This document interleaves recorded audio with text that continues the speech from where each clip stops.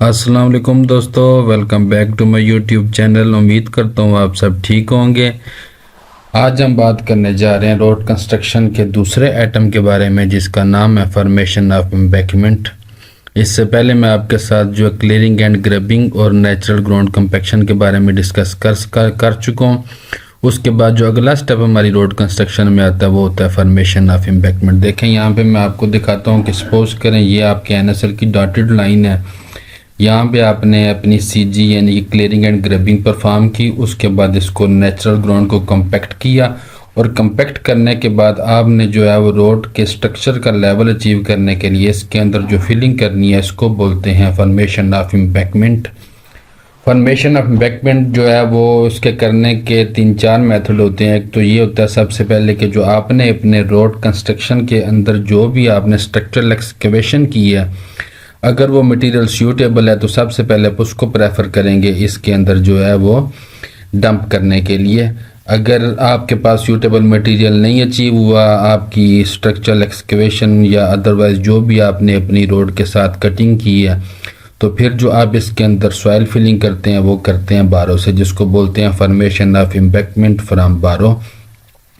तो आज हम इसी के बारे में डिस्कस करने जा रहे हैं कि इसके अंदर जो हम मटेरियल यूज़ करते हैं उसकी क्या स्पेक्स होती हैं, उसकी क्या डिग्री ऑफ कंपैक्शन होती है, उसकी क्या क्या चीज़ें रिक्वायरमेंट होती हैं जिनको आपको मद्देनज़र रख के इसको बनाना होता है। तो चलते हैं अपनी वीडियो की जानब।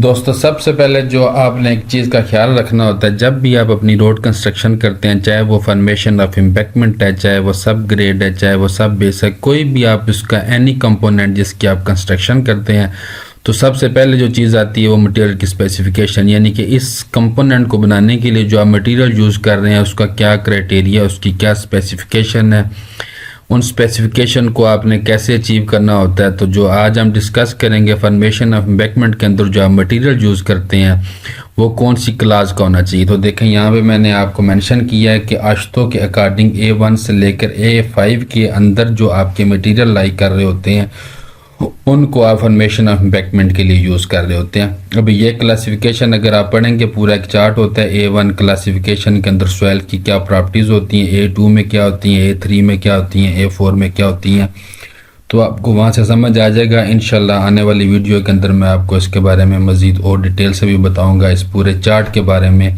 कि सॉइल की जो क्लासेस होती हैं वो कौन सी होती हैं, उनकी क्या प्रॉपर्टीज़ होती हैं। आज सिर्फ यही मैं आपको बताऊंगा कि आपने जो मटेरियल यूज़ करना है वो इनके इन बिटवीन होना चाहिए। यानी नॉर्मली अक्सर हम कहते हैं कि हम जो है ना फॉर्मेशन ऑफ एम्बैंकमेंट के अंदर A4 का मटेरियल यूज़ कर रहे होते हैं। दूसरी जो उस मटेरियल की रिक्वायरमेंट होती है वो ये होती है कि मटेरियल की CBR जो है वो आपकी मिनिमम 5% होनी चाहिए। 5% से लेस जो है CBR अगर मटेरियल की होगी तो वो आपका जो है एम्बैंकमेंट के लिए सूटेबल नहीं होगा। अभी CBR क्या होता है, कैलिफोर्निया बेयरिंग रेशो। इंशाल्लाह आने वाली वीडियोस में मैं इसके बारे में भी आपको बताऊंगा ये कैसे लेबॉर्ट्री में फाइंड आउट करते हैं। तीसरे नंबर पे जो चीज़ होती है वो ये होती है कि आपकी स्वेल वैल्यू कितनी होती है। उस मटेरियल की स्वेल वैल्यू जो मैक्सिमम आपकी 0.5% होनी चाहिए। अब यहाँ पे सवाल ये पैदा होता है कि स्वेल वैल्यू होती क्या है। बहुत सारे मेरे भाइयों को पता होगा और बहुत सौ को नहीं पता होगा। अगर नहीं पता तो मैं आपको इन शॉर्ट केस यहाँ पे बता देता हूँ। स्वेल वैल्यू का मतलब होता है कि जब वो अपनी सॉइल या मटेरियल के अंदर वाटर ऐड करते हैं तो उसके बाद उसके वॉल्यूम में कितना चेंज आता है उसको बोलते हैं स्वेल वैल्यू। ठीक है, यानी कि अगर आपने इसके अंदर वाटर ऐड किया तो मैक्सिमम ये 0.5% अपने वॉल्यूम में चेंज लाएगी, तो वो मटेरियल आपका एम्बैंकमेंट के लिए सही है। अगर इससे ज़्यादा आ रहा है तो इसका मतलब है कि वो वहाँ पे स्लश बना रहा है, वो मटेरियल आपके लिए सूटेबल नहीं है। तो ये होती है मटेरियल की स्पेसिफिकेशन जिनको अपनी लेबॉर्ट्री के अंदर फाइंड आउट करते हैं। जब भी आप कोई बारो डिसाइड करते हैं मटेरियल उठाने के लिए तो सबसे पहले आप क्या करते हैं, वहाँ से अपने सैंपल लेके आते हैं, उसकी लेबॉर्ट्री के अंदर उसकी प्रॉपर टेस्टिंग करते हैं जिसमें ग्रेडेशन होती है, उसकी CBR होती है, स्वेल वैल्यू होती है, PI होती है और बहुत सारी चीज़ों को फाइंड आउट करते हैं, उसकी ग्रेडेशन होती है और उसके बाद फिर आप उसकी मैक्सिमम ड्राई डेंसिटी बनाते हैं। पूरा एक ट्रायल करते हैं। जब वो मटेरियल आपका उस पूरी स्पेक्स के ऊपर पूरा उतरता है तो फिर आप डिसाइड करते हैं कि इस बारों का हम यूज़ करेंगे अपनी एम्बैंकमेंट की कंस्ट्रक्शन के लिए। ठीक हो गया। उसके बाद जो चीज़ आती है वो है जी कंस्ट्रक्शन। आपने मटेरियल तो डिसाइड कर लिया, अभी आपने इसकी कंस्ट्रक्शन करनी है। तो कंस्ट्रक्शन करने का मेथड क्या होता है? सबसे पहले आपने अपनी जो है क्लीनिंग एंड ग्रबिंग ऑलरेडी की हुई है, फिर उसके ऊपर आपने एनजीसी यानी नेचुरल ग्राउंड कंपैक्शन को भी अचीव की है। एफटीटी लगाने के बाद आपने वो बिल्कुल कंप्लीट कर लिया, तो फिर उसके ऊपर आपने एम्बैंकमेंट की डंपिंग शुरू करनी है। आपने अपनी बारों भी डिसाइड कर ली, स्पेसिफिकेशन जो मटेरियल की वो भी आपने पूरी कंप्लीट कर ली है। उसके बाद आपने बारों को फाइनल कर लिया। ये इन केस तब मैं आपको बता रहा हूँ, बारों का वर्ड बार बार यूज़ कर रहा हूँ, लेकिन आपने अपने माइंड के अंदर रखना है। स्पेक्स ये कहती हैं कि अगर आपने अपने रोड के अंदर कोई भी स्ट्रक्चरल एक्सकेवेशन की है या साइड पे आपने कटिंग की है लाइक हिली एरिया या समथिंग लाइक दैट, तो जो भी उसके अंदर आपका मटेरियल वहाँ से निकल रहा है अगर वो सूटेबल है तो पहले आप प्रेफर करेंगे उस मटेरियल को आप यूज़ करें फॉर्मेशन ऑफ एम्बैंकमेंट में। और उसके अलावा अगर को आपको फिर रिक्वायर किसी क्वांटिटी की है तो फिर आप बारों की तरफ जाएंगे। ठीक हो गया। तो इसमें क्या है जी, जब आपने कंस्ट्रक्शन शुरू करनी है तो सबसे पहले आपने वहाँ पे अपने डंपर जो डंप कर लेने हैं। अभी डंपर डंप करने का भी तरीका तो आपको आता होगा, लेकिन मैं इसको जनरल यहाँ पे डिस्कस कर देता हूँ कि आप नॉर्मली जो है 15 से 20 सेंटीमीटर की लूज मटेरियल की लेयर डालते हैं। लेंथ आपके पास ऑलरेडी होती है, जितने मीटर की आपने रीच बनानी है, विड्थ आपके पास होती है, और आप उसके अंदर लूज मटेरियल की क्वांटिटी डाल के अपनी क्वांटिटी फाइंड आउट करके आप ये निकाल सकते हैं कि आपको इतने लाइक 100 मीटर की रीच के लिए आपको कितने डंपर रिक्वायर्ड है। ठीक हो गया। उसके बाद क्या होता है, जब वो आ जाती है तो आप उसको ग्रेडर या डोज़र के साथ जो है वो ग्रेड कर लेते हैं, उसकी जो थिकनेस है वो पूरी करके उसको ले कर लेते हैं। और उसके बाद इसके अंदर वाटर ऐड करते हैं। वाटर ऐड क्यों करते हैं? वाटर आप इसके अंदर ऐड करेंगे तो तभी आपकी कंपैक्शन डिग्री अचीव होगी। लेकिन वाटर ऐड करने का ये मतलब भी नहीं है कि हो सकता है आपकी बारों के अंदर मटेरियल ऑलरेडी अपनी जो है ना ओएमसी के ऊपर पड़ा और आप फिर भी इसके अंदर वाटर ऐड करें, तो मेरा मतलब ये नहीं है। मीन्स जब आपकी लेबॉर्ट्री के अंदर उस बारों का सैंपल आया तो वहाँ से वो डिसाइड करते हैं कि इसकी जो है ना वो ओएमसी ऑप्टिमम मॉइस्चर कंटेंट कितना होगा। नॉर्मली जो A4 मटेरियल यूज़ हम कर रहे होते हैं वो 10 से 11-12 इसके दरमियान उसको ओएमसी आ रहा होता है, लेकिन ये एरिया टू एरिया वेरीज करता है। आपने इसको ऑन साइट अचीव करना होता है। ऑन साइट जब आप इसको अचीव कर लेते हैं तो उसके बाद आप इसकी मिक्सिंग करते हैं ग्रेडर के साथ, और मिक्सिंग करने के बाद जब ग्रेडर उसको लेवल कर देता है तो फिर आपके ऊपर इसका क्या काम रहता है, कंपैक्शन, जो आप इसको डायनामिक जो है वो रोलर यूज़ करते हैं और उसके बाद आप इसकी कंपैक्शन करते हैं। ठीक हो गया। तो ये जब तीनों चीज़ें करेंगे तो ये आप क्या करेंगे, इसकी एक लेयर की कंस्ट्रक्शन हो जाएगी। अब उसके बाद जो चीज़ आती है वो ये कंपैक्शन डिग्री। अभी कंपैक्शन डिग्री जो है वो यहाँ पे मैंने ये मेंशन की है अकॉर्डिंग टू NHA स्पेसिफिकेशन, लेकिन NHA का अडेंडम इसको रीराइट भी करता है। मैं आपको पहले समझाता हूँ इसका मतलब क्या। देखें, दोबारा हम अपने क्रॉस सेक्शन के ऊपर आते हैं तो यहाँ से देखें मैंने आपको बताया ये आपकी NSL की लाइन है। यहाँ से लेकर आपने जो रोड का स्ट्रक्चर है उसके बॉटम तक जो फिलिंग करनी है वो सारी आपकी आती है एम्बैंकमेंट के अंदर। अब इस फिलिंग का एरिया फॉर एग्जांपल आप सपोज कर लें कि ये 1 मीटर हाइट है या 2 मीटर हाइट है, तो इस 2 मीटर की हाइट को हमने फिर डिवाइड करना होता है अपनी कंपैक्शन डिग्री के अंदर। जो टॉप वाला आपका 30 सेंटीमीटर होता है, जो बिल्कुल आप समझ लें कि आपकी जो रोड स्ट्रक्चर के नीचे वाली लेयर 2 हैं ना, लाइक आप इसको कह सकते हैं कि सब बेस के बॉटम में जो 2 लेयर हैं, यानी हमारी एम्बैंकमेंट की टॉप का जो 30 सेंटीमीटर है उसके अंदर आपने कंपैक्शन डिग्री अचीव करनी होती है 95। ठीक हो गया।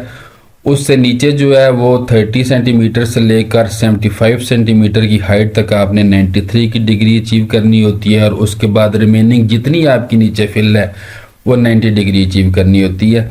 लेकिन NHA का जो अडेंडम 2 है वो ये भी कहता है कि उसके अंदर रीराइट किया गया है कि आपने टॉप 30 सेंटीमीटर के अंदर तो 95 देनी है, लेकिन उससे बिलो जितनी भी आपकी हाइट ऑफ फिल है वो रीराइट करके कहता है वो आपको सारी 93 डिग्री पे ही कंपैक्ट करनी होती है। ठीक हो गया। तो ये चीज़ों को आपने अपने माइंड में रख के कंस्ट्रक्शन करनी है कि आपने इसकी डिग्री जो है कंपैक्शन की कितनी अचीव करनी है। मैंने आपको दोनों मेथड बता दिए हैं, अडेंडम 2 का भी और इसका भी, कि इसके अंदर आपने जो नॉर्मल NHA स्पेक्स के अंदर लिखा है वो उसका ये तरीका लिखा हुआ है कि आपने तीनों की डिग्री कैसे अचीव करवानी है। ठीक हो गया। उसके बाद आ जाता है हमारा जो फाइनल होता है वो मेजरमेंट यूनिट होता है। मेजरमेंट यूनिट से पहले मैं आपको एक और चीज़ बता दूं कि मैं बार बार आपको कह रहा हूं कि आपने बारो डिसाइड करके इसकी कंस्ट्रक्शन करनी होती है, लेकिन बहुत सारे केसेस में ऐसे होते हैं जहाँ पे आपका हाइट ऑफ फिल ज़्यादा होता है, तो कॉन्ट्रैक्टर जो है वो कोशिश करता है कि मैं सॉइल के बजाय वहाँ पे ना सैंड फिलिंग को प्रेफर करूँ। सैंड फिलिंग का एक तो मेथड ये होता है कि वो बहुत जल्दी फिल हो जाती है, उसकी लेयर की थिकनेस भी ज़्यादा होती है और वो कंपैक्शन के लिए आपसे इतनी ज़्यादा रिक्वायरमेंट नहीं मांगती। लेकिन सैंड फिलिंग के बारे में ये भी है, अगर आप स्पेक्स पढ़ेंगे तो उसके अंदर लिखा हुआ है कि जो आपकी सैंड फिलिंग के दोनों साइड के ऊपर प्रॉपर जो है ना वो सॉइल की कन्फाइनमेंट होनी चाहिए और उसके अंदर आपने प्रॉपर फिल्ट्रेशन सिस्टम भी देना होता है ताकि जो सैंड के अंदर आप पानी इस्तेमाल कर रहे हैं वो प्रॉपरली ड्रेन हो जाए। एक्चुअली जो है वो according to specs, according to engineering ये है कि आपकी रोड की जो भी साइड स्लोप होती हैं वो सैंड फिलिंग की नहीं होती हैं, वो हमेशा आपकी सॉइल की होनी चाहिए ताकि वो प्रॉपरली कंपैक्ट हो और बाद में प्रॉपरली ट्रिम हो सकें। इसलिए अगर आप सैंड फिलिंग करेंगे तो इसके दोनों साइड पे आपने कन्फाइनमेंट बनानी होती हैं। आई थिंक 1.5 से 2 मीटर उसकी जो है वो विड्थ होती है। ठीक हो गया। तो ये दोनों चीज़ें पॉसिबल हैं। अगर आपकी हाइट ऑफ फिल ज़्यादा है तो वहाँ पे आप, अगर आपको सैंड इजीली अवेलेबल है नियर बाय एरिया में, तो आप उसको भी यूज़ कर सकते हैं। अभी एंड के ऊपर जो चीज़ आती है वो मेजरमेंट यूनिट है। देखें मैंने आपको बताया आइटम नंबर 108 है फॉर्मेशन ऑफ एम्बैंकमेंट, लेकिन इसका जो मेजरमेंट यूनिट है उसको फिर मज़ीद डिटेल में नीचे इन्होंने सबलेट कर दिया, लाइक कैसे कि फॉर्मेशन ऑफ एम्बैंकमेंट फ्रॉम बारो, इसका आइटम नंबर होता है 108C। फिर होता है information of embankment from road way excavation, formation of embankment from suitable material. तो इसको सारों को उन्होंने सेपरेटली एटम को ABC में उन्होंने डिवाइड कर दिया, लेकिन सारों का जो यूनिट होता है वो क्यूबिक मीटर ही होता है। यूनिट का आपने ख्याल रखना है कि आपका जो इसका क्वांटिटी मेजर करने का तरीका है वो होता है क्यूबिक मीटर।